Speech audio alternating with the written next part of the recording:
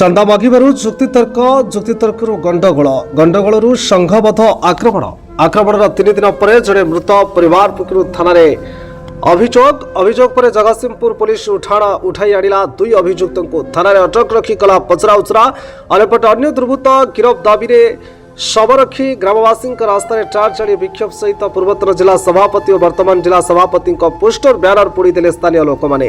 ଜଗତସିଂହପୁର ଜିଲ୍ଲା ସଦର ଚାଟ୍ରାହାଟ ବଜାରରେ ପ୍ରତିବର୍ଷ ପରି ଚଳିତ ବଡ଼ ଧୁମଧାମରେ ପାଳିତ ହେଉଥିବା ବେଳେ ଜିଲ୍ଲା ଓ ଜିଲ୍ଲା ବାହାରୁ ଅନେକ ଦୋକାନ ବଜାର ସର୍କସ ଦୋଳି ଜଳଖିଆ ଦୋକାନ ଲାଗିଥିବା ବେଳେ ଜିଲ୍ଲାର କୋଣ ଅନୁକୋଣରୁ ହଜାର ହଜାର ସଂଖ୍ୟାରେ ଭିଡ଼ ଲାଗୁଥିବା ବେଳେ ଚଳିତ ବର୍ଷ ରତିରଞ୍ଜନ ପାଢ଼ୀ ନିଆଳି ଓ ଯଦୁଆ ବାରିକ ଜୟବଡ଼ ଅଞ୍ଚଳର ପିଲାଙ୍କ ସହିତ ଅନେକ ପିଲା ବୁଝାବୁଝି ବା ଦାୟିତ୍ୱ ନେଇଥିଲେ।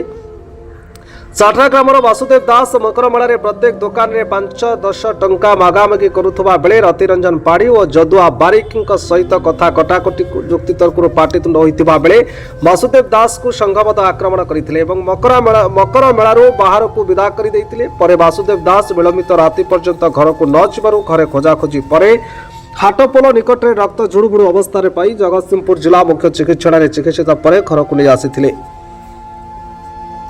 ପରଦିନ ରତିରଞ୍ଜନ ପାଢ଼ୀ ଓ ସାଙ୍ଗସାଥୀମାନେ ବାସୁଦେବ ଦାସଙ୍କୁ ଘରୁ ଡାକି ନେଇ ଅତ୍ୟଧିକ ମଦ୍ୟପାନ କରାଇ ଗଣ୍ଡଗୋଳ କରି ମାଡ଼ ମାରି ବାସୁଦେବ ଘର ସମ୍ମୁଖରେ ମାଡ଼ ମାରି ଫୋପାଡ଼ି ଦେଇଥିଲେ। ପରେ ଚିକିତ୍ସାଳୟରେ ଚିକିତ୍ସିତ ହେଉଥିବା ଛାତି ଯନ୍ତ୍ରଣା ହେଉ ନେଇ ମେଡିସିନ ଆଣି ଘରକୁ ଆସିବା ପରେ ପରଦିନ ରାତିରେ ଛାତି ଯନ୍ତ୍ରଣା ହେଉଥିବା ବେଳେ ଡାକ୍ତର ଚିକିତ୍ସା କରୁଥିବା ବେଳେ ମୃତ୍ୟୁ ଘୋଷଣା କରିଥିଲେ, ଯାହାକୁ ନେଇ ବାସୁଦେବ ଦାସଙ୍କ ସ୍ତ୍ରୀ ରତିରଞ୍ଜନ ପାଢ଼ୀ ଓ ଯଦୁଆ ବାରିକ ମାଡ଼ ମାରିଦେବା ନେଇ ଥାନାରେ ଅଭିଯୋଗ। ଜଗତସିଂହପୁର ଆଡିସନାଲ ଏସପି ସତ୍ୟବ୍ରତ ଦାସଙ୍କ ନେତୃତ୍ୱରେ ଥାନା ଆଡିସନାଲ ଆଇଆଇସି ଏବଂ ଏସଆଇ ବିବେକାନନ୍ଦ ଦାସ ପୁଲିସ କର୍ମଚାରୀଙ୍କ ସହିତ ଘଟଣାସ୍ଥଳରେ ପହଞ୍ଚି ଘଟଣାର ତଦନ୍ତ କରି ରତିରଞ୍ଜନ ପାଢ଼ୀ ପୂର୍ବତନ ଜିଲ୍ଲା ସଭାପତିଙ୍କ ଟୁଙ୍ଗିରୁ ଗିରଫ କରିଥିବା ବେଳେ ଯଦୁଆ ବାରିକକୁ ଜୟବଡ଼ ନିକୁରୁ ଗିରଫ କରି ଥାନାରେ ଅଟକ ରଖି ପଚରାଉଚରା ଜାରି ରହିଥିବା ବେଳେ ଅନ୍ୟପଟେ ଚାଟ୍ରା ଗ୍ରାମର ବାସୁଦେବ ଦାସଙ୍କ ପରିବାର ସହିତ ଗ୍ରାମର ଶତାଧିକ ମହିଳା ପୁରୁଷ ହାଟପୋଲ ନିକଟରେ ବାସୁଦେବ ଦାସଙ୍କ ଶବ ସହିତ ଟାର୍ଚ ଜାଳି ପୂର୍ବତନ ଜିଲ୍ଲା ସଭାପତି ସତ୍ୟବ୍ରତ ମହାପାତ୍ରଙ୍କ ବିରୋଧରେ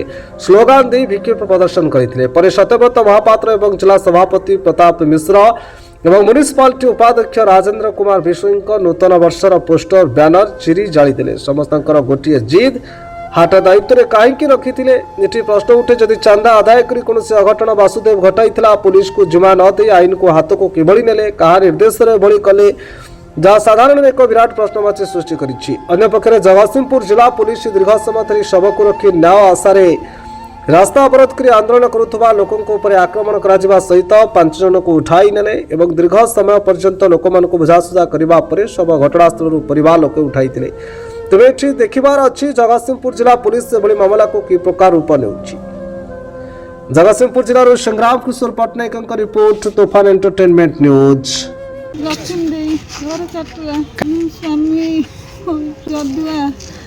ରଖି ମାରିକିରି ମୋ ସ୍ୱାମୀକୁ ଫୋପାଡ଼ି ଦେଲେ ହାଟରେ ମାରିକିରି ତାକୁ ଥାନାରେ ଅଭିଯୋଗ କରିଛନ୍ତି। ଆଜ୍ଞା ନିଆଇ। ଆଚ୍ଛା, ବର୍ତ୍ତମାନ ତମ ସ୍ୱାମୀ କୋଉଠି ଅଛନ୍ତି? ମେଡ଼ିକାଲରେ। ଝଗଡ଼ା କାହିଁ ହେଇଥିଲା? ତାକୁ ପିଆଇ ଦେଇକିରି ତାକୁ ବହି ମାରିଛନ୍ତି ହେଲା, ମାରି ପୁଣି ଘର ବନ୍ଦ ଆଣିଦେଲେ ମାରିକିରି ହେଲା, ମେଡ଼ିକାଲରେ। ମନୋରମା ଦାସ। ହଁ, କ'ଣ ହେଇଛି? ଥାନାକୁ ଆସିଥିଲ? ଥାନାକୁ ଆସିଛି ଯେ ଥାନାରେ କମ୍ପ୍ଲେନ୍ କରିବାକୁ ଆସିଛି। କ'ଣ କମ୍ପ୍ଲେନ୍ କରିଛି? ମୋ ଜୋଇଁକି ତାକୁ ହାଟ ବଜାରରେ ବାଡ଼େଇଲି। ତା ନାଁ କ'ଣ? ତା ନାଁ ବାସୁ। ହଁ, କାହିଁକି ବାଡ଼େଇଲେ? କ'ଣ ସେ କହିଛି କି ମଦ ଟିକେ ଖାଇଛି, କ'ଣ କରିଛି, ତାପରେ ସିଏ ତେରି ମେରି ହେଇଛି, ଇଏ ତେରି ମେରି, ତାର ୟା ମୁହଁକୁ ଚାପିକିରି ଧୁମ୍ ମାଡ଼, ଏମିତି ମାଡ଼ ଦେଇଛନ୍ତି କି ତାର ଛାତି ଫାତି ସବୁ ଫାଟି ଯାଇଛି ସବୁଠି। ତା ପରଦିନ ସକାଳୁ ସିଏ ଗଙ୍ଗଡ଼ା ଗାଲେଇଲା। ହାଟକୁ ବି ଯାଇଛି ମଙ୍ଗଳବାର, ହାଟରେ ଆଉ ଠିଆ ହେଇପାରିନି, ପୁଣି ହାଟକୁ ଆସିଛି ଜାଣିଲ, ପୁଣି ପିଟି ତାକୁ ନେଇକିରି ପୋଲ ଯାଏଁ ଆଇଲି। ପୋଲ ଠଉଁ ଆସିକିରି ଘର ପର୍ଯ୍ୟନ୍ତ ଆସିଲି। ଘର ଠଉଁ ତା ଶାଶୁ ମା' କହିଲା ଯେ କାହିଁ ତାକୁ ମାରୁଛ, କ'ଣ ହେଇଛି, ରୁହ, ନାୟକ ତ ତଣ୍ଟି ମାରିକିରି ତ ତଣ୍ଟିଆ ମାରି ତ ବାହାର କଲି, ତୁ କି ଏବେ ତାକୁ ଏମିତିଆ କଲି, ଏମିତିଆ କଲା। ତା ପରଦିନ ତାକୁ ମେଡ଼ିକାଲ ନେଇକିରି ଆଇଲୁ। ମେଡ଼ିକାଲରେ ଆଇଲା ତା ଛାତି ଫାଟି ରକ୍ତ ବାନ୍ତି ନାକରୁ ବାହାରିଛି, ତ ତାପରେ ମରିଗଲା ରାତି 2ଟାରେ। ଏଠି କିଏ ସବୁ ମାରିଥିଲେ କି? ତାଙ୍କୁ ସେ ଗୋଟାଏ ନାଁ ତ ହେଉଛି ତା ନାଁ ହେଉଛି ରକି ଶୁଣୁ ଯଦୁଆ ବୋଲି କି ଯଦୁଆ ବୋଲି ଭଣ୍ଡାରୀ ତ ଜୟଗଡ଼। ଆଚ୍ଛା ସେ ମରାମରି କରିଥିଲେ, ବର୍ତ୍ତମାନ ବାସୁଆ କେମିତି ଅଛି? ବାପା ମରିଗଲା ପରା। ଥାନାରେ ଅଭିଯୋଗ ଦେଇଛ? ହଁ ଏବେ ଦେଲୁ। ଥାନାରେ କ'ଣ କହିଲେ? ଥାନାବାଲା କହିଲା ହଁ କରୁ ଆମେ ଯିବୁ। କଲେଣି ଥାନାବାଲା? ଥାନାବାଲା ହଁ ଗଲେ। ସିଏ 10-5 ନେଇକି ମାଗି ଯାଚି ଚଳୁଥିଲା ବାସୁକୁ ଏମିତି ଯଦି ମାଗିକି ଚଳୁଥିଲା ତାକୁ ଏମିତି ହାଟ ଭିତରେ ଡାକି ଆଣିକି ଏମିତି ମାରଧର କରିବା କ'ଣ ଦରକାର ଥିଲା? କ'ଣ ଦରକାର ଥିଲା? ଗୁଣ୍ଡାବାବୁ ଲୋକ ଆଉ ଏମିତି ଗୁଣ୍ଡାବାବୁ ଯଦି ହାଟଟା ସୁରକ୍ଷିତ ହେବା ପାଇଁ ତାକୁ ଦାୟିତ୍ୱ ଦେଇଥିଲା, ସୁରକ୍ଷିତ ଦାୟିତ୍ୱ ଦେବ ନା ଏମିତି ଲୋକଙ୍କୁ ଲାସ୍ କରିକି ଛାଡ଼ିବ? 20-25 ଜଣ ଛୁଆଙ୍କୁ ଦେଇଛନ୍ତି। 20-25 ଜଣ ଛୁଆ ଯଦି ଏମିତି ସଂସାରଟାକୁ ଆଜି ଉଚ୍ଛନ୍ନ କାହିଁ କଲା? କାହିଁ ଆଜି ତାକୁ ମରଣ ମୁହଁକୁ ଠେଲିଦେଲା? ସବୁ ଠେଙ୍ଗାବାଡ଼ିରେ ପରଦିନ ରାତି 12-1ରେ ଏଇ ବା ମାଗୁଥିଲା ତମେ ମୁଁ ଦେଲି ନାହିଁ, ମୋ ସାଙ୍ଗରେ ଯୁକ୍ତି ତର୍କ, ମୁଁ ଯୁକ୍ତି ତର୍କ କରିଲା ବେଳକୁ ତୁ ସେ ରଥି ଆସି ପହଞ୍ଚିଗଲା। ରଥି କହିଲା କାହିଁକି ଏମିତି କାହିଁ କରୁଛ, ତାକୁ ହେକ୍ଚପ୍ ଦେଖେଇଲା, ସେ ତାର ବାଟେ ଘରକୁ ପଳେଇ ଆସିଲା। ଘରୁ ଆସି ଓଲଟି ଆସି ତା ଦୁଆରେ କାହିଁ ବାଡ଼ିବ? ଓଲଟି ଆସି ତା ଘରେ ଦୁଆରେ ବାଡ଼େଇଛନ୍ତି। ହାଟ ଭିତରେ ଯାହା ବାଡ଼େଇଛି ସେ ସୋଦାସୋଦି କରି ଘରକୁ ଆଇଲା, ଘରକୁ ଆସିଲା ଭିତରେ ତାକୁ ଘରେ ବାଡ଼େଇଛନ୍ତି। ଘର ଦାୟିତ୍ୱରେ ଘର ଗୁଣ୍ଡାବାବୁ ଘର ଆଉ କାହା ଦାୟିତ୍ୱରେ ରହିବ? ଆଉ ତ କେହି ଦାୟିତ୍ୱ ଦେବେ ନାହିଁ ନା ତାକୁ। ଆସୁ ବୋଲି ତ ଆମେ ଜାଣିଛୁ। ଆଉ ତା ଘର ଖାନସା ସାହି ଆମର ତାଙ୍କ ଘର ହେଲା 4ଟା। ସେ ଏଇଠି ତା ଶ୍ୱଶୁର ଘରେ ରହୁଛି, ଶ୍ୱଶୁର ଘରେ କେହି ନାହିଁ ବୋଲିକି ଶାଶୁ ରାଣ୍ଡି ଶାଶୁଟା ତାଙ୍କ ପାଖେ ତାକୁ ତ ଦେଖିବାକୁ ଚଳିବାକୁ ଲୋକଟା ଦରକାର ନା। ଆଉ ତ ତାର ତ ସେଇ ଗୋଟେ ଝୁଅ ପୁଅ ନାହିଁ, ସେ ତ ଝୁଅକୁ ପୁଅ କରିକି ଆଣିକି ଘରେ ରଖୁଥିଲା। ତା ଅବସ୍ଥା ହେଲା ଏବେ 5ଟା ଲୋକ ତାର ଚଳିବ କେମିତି? ସେ ଦାବି ପୂରଣ ସବୁ କ୍ଷତି ପୂରଣ ସବୁ ଦେବ। ଆସିକି ଅଟକେଇଲେ କ'ଣ ହେବ? ତାଙ୍କ ସଂସାରଟାକୁ ଦେଇଦେବ ନା ତା କ୍ଷତି ପୂରଣ ଦେବ?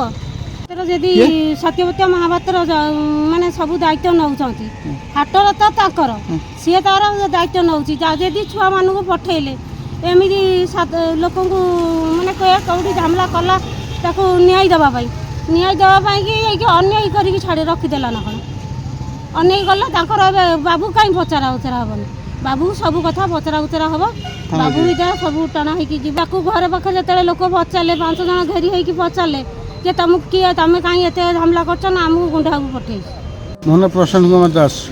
ଏ ଯେଉଁ ବାସୁଦେବ ଦାସଙ୍କର ମୃତ୍ୟୁ ହେଇଛି, ଯାହା ନେଇକି ବର୍ତ୍ତମାନ ଥାନାରେ ମଧ୍ୟ ଅଭିଯୋଗ ହେଇଛି, ଆଜ୍ଞା କେଉଁ ଦିନ କ'ଣ କେମିତି କ'ଣ ମୃତ୍ୟୁ ହେଲା? ସାର୍ ଶୁଣନ୍ତୁ, ସୋମବାର ଦିନ ଠିକ୍ 9ଟା ରାତି ସୁଦ୍ଧା ହେଲା କି ଆମେ ସାଇକେଲ ଷ୍ଟାଣ୍ଡ ଖୋଲୁଛୁ, କିନ୍ତୁ ଜିନିଷଟା କ'ଣ ମଦ ଫଦ ପିଇଲେ ସିଏ ଟିକେ ଭାଇ ଦେଖ ଟିକେ କ'ଣ ମଗା ଦଶା ଟିକେ ମାଗେ, ତା ମାନେ ନୁହଁ ଯେ ତମେ ତାକୁ ଥାନା ଦେଇଦେଲାନି। ତମେ କ'ଣ ପାଇଁ ଏତିକି ଗୋଡ଼େଇ ତୋଡ଼େଇ ମାରିଲେ, ଟୋଟାଲି ଘୁଷୁରେଇକି ମାରିଛନ୍ତି, ତା ମୁହଁ ପୁଅ ଫଟେଇ ଦେଇଛନ୍ତି, ଏ ଛାତି ଫାତି ହାର୍ଟ ମାରିଛନ୍ତି ଟୋଟାଲି। କେଉଁମାନେ? ସେ ଆମର ରଥି ଆଉ ଯଦୁ ତା ସାଙ୍ଗମାନେ 30 ଟଙ୍କା ଥିଲେ। ଭାଇ ଦେଖ ମୁଁ ଏକା ଥିଲି, ମୋର କିଛି ପାରିଲି ନାହିଁ, କାହିଁକି ନା ଜିନିଷଟା କ'ଣ ତାପରେ ଦେଖିଲା ବେଳକୁ ସିଏ ଫୋପା ଦେଇ ପଳେଇଲେ। କେଉଁଠି ବଡ଼ ଗୁଣ୍ଡା ମତ ହାଟ ଯାଇଥିଲେ, କିନ୍ତୁ ଜିନିଷଟା କ'ଣ ସେ ସର୍କସ୍ ବସ ଯେଉଁ ପଡ଼ିଛି ରଥି ସେ ଦାୟିତ୍ୱ ନେଇଛି। ଇଏ ଯେଉଁ ଯଦୁ ସେ ଗୋଶାଲ କରିଛନ୍ତି, ବିନା ଦୋଷ ଲୋକଙ୍କୁ ତ ପିଟୁଛନ୍ତି ଛାଡ଼। ସେଟା ବର୍ତ୍ତମାନ କ'ଣ ହେଇଛି ବାସୁଦେବର? ବାସୁକୁ ଏମିତି ମାରୁଛନ୍ତି, ତାର ହାର୍ଟ ବି ଟୋଟାଲ ଚଳେଇ ଦେଇଛନ୍ତି, ଟୋଟାଲି ସେ ଖାଇବା ପିଇବା ନାହିଁ। କାନ୍ଦି ବୋବେଇ ମୋତେ ଧଇଲା କଥା। ମୁଁ କହିଲି ଭାଇ ଦେଖେ ତୁ କ'ଣ ହେଇଛି କହ। ନା ପପୁ ଏଇଭଳିଆ କଥା, ମୋତେ ମାରିଲେ ବହୁତ ଭଲ। ସେ ତାର ମାନେ ଜିନିଷ କ'ଣ ମେଡ଼ିକାଲ ଗଲା, ଟ୍ରିଟମେଣ୍ଟ ହେଲା, ଆସିଲା, ଭଲ କଲା, ଭଲ ଲାଗୁଛି, ମୁଁ ଯାଉଛି ଆରି। ତାପରେ ଦେଖିଲା ବେଳକୁ ତା ଦିନ ମେଡ଼ିସିନ ଫେର ରହିଲା, ଖାଇଲା, ତା ରାତି ବେଳକୁ ଦେଖିଲା ବେଳକୁ ଏଇଆ। ମୁଁ ନିଜେ ଅନୁଭବ କରିଛି, ତାକୁ ଟେକିକି ତା ବଡି ପୁରା ମାନେ କ'ଣ ଥଣ୍ଡା କୋଲ୍ଡ ହେଇଗଲା ଟୋଟାଲି। ସେ ମରିକି ତ ବର୍ତ୍ତମାନ କ'ଣ ଦାବି କରୁଛନ୍ତି? ଦାବି କରୁଛୁ ଆମେ କ୍ଷତି ପୂରଣ ସେ ଦେବେ, ପ୍ଲସ୍ ତା ଛୁଆ ପିଲା କେମିତି ଖୁସି ରହିବେ ସେଇଟା ଆମେ ଦେଖିବୁ। କାରଣ ସିଏ ଆର ଆଣିକି ମୁଣ୍ଡେ ଦେଉଥିଲା ତା ଛୁଆମାନଙ୍କୁ, ଇଏ ସ୍ତ୍ରୀ ଖାଉଥିଲେ, ସବୁକିଛି ଖାଉଥିଲେ, ଗୋଟେ ବୁଢ଼ୀ ମା ଅଛି। କିନ୍ତୁ ଜିନିଷ କ'ଣ ତାଙ୍କୁ କେମିତିକି ସଂଶୋଧନ କରାଯିବ, ଏଇଟା ମୋର ଦାବି।